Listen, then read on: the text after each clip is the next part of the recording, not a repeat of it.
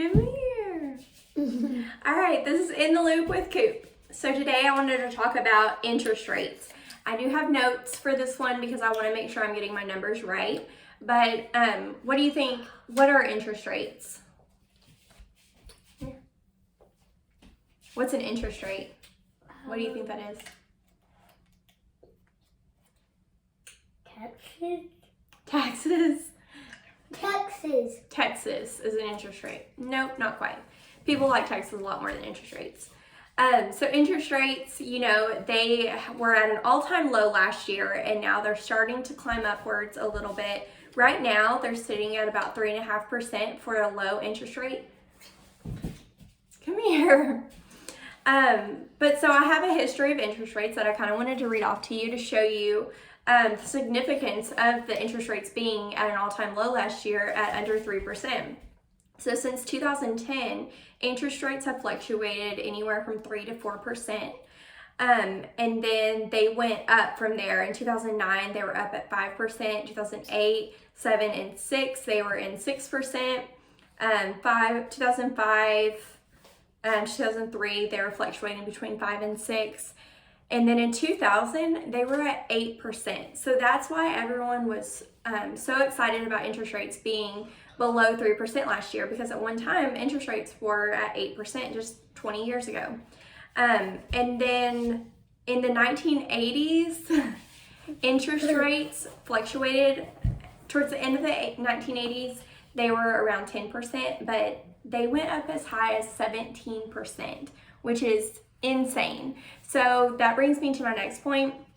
If you bought your home then and your interest rate was a lot higher and you're still paying on your home, then you should definitely consider refinancing to get your payment down.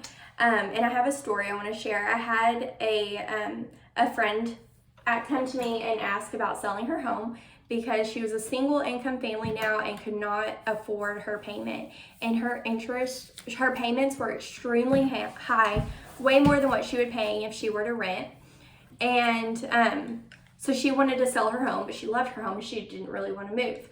When she told me what her interest rate was, it was, I believe, around 9%. And it was just astronomically high.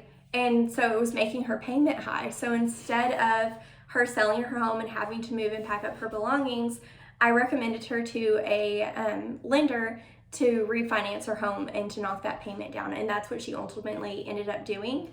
So that's why everyone was recommending people refinance last year.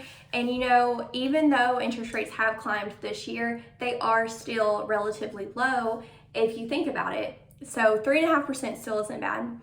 I also wanted to talk about discount points. So a lot of people aren't familiar with this, but when you are getting pre-approved and everything, your lender will recommend buying down your rate. So basically, each lender will have different rules, but basically 1 point equals 1% of your mortgage. So you would pay 1% of your mortgage for a lower interest rate. This is really handy if you plan on a fixed rate mortgage, 30-year mortgage, and you plan on living in your home for a long time. Because you have to consider, is it worth it once you flatten out, once you've paid what you paid in the discount points in your interest. So it can knock your payment down, and in the long run, it may be the better option for you. And I have another note. I know people don't like that, but I want to get these numbers right. I have a example of how discount points can help you in the long run. So for instance, on a $200,000 loan, if you pay no points... 803. What? Yep, 983. So say you have a $200,000 loan and you have a 4.5% interest rate and you pay no discount points, your monthly payment is going to be around $1,013 and you don't save anything over the length of 30 years. But say you pay 1 point and drop your payment, your interest rate from 4.5% to 4.25.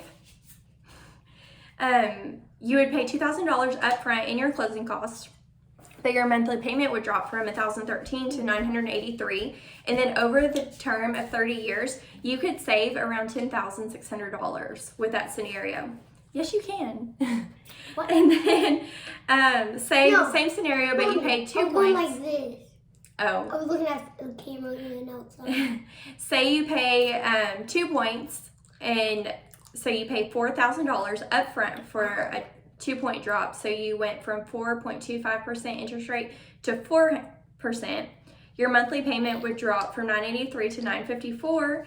And over the 30-year term, you could save $21,000. So again, this is a really great thing to consider if you do plan on being in your home for a long time. It may not balance out and be beneficial if you only plan on staying in your house for a few years. But it's definitely something to consider, and I highly recommend you talk to your lender about it. Sorry I made this video a lot longer than I normally do, but I really feel like this is information that I wanted to share with you and that you could get value out of.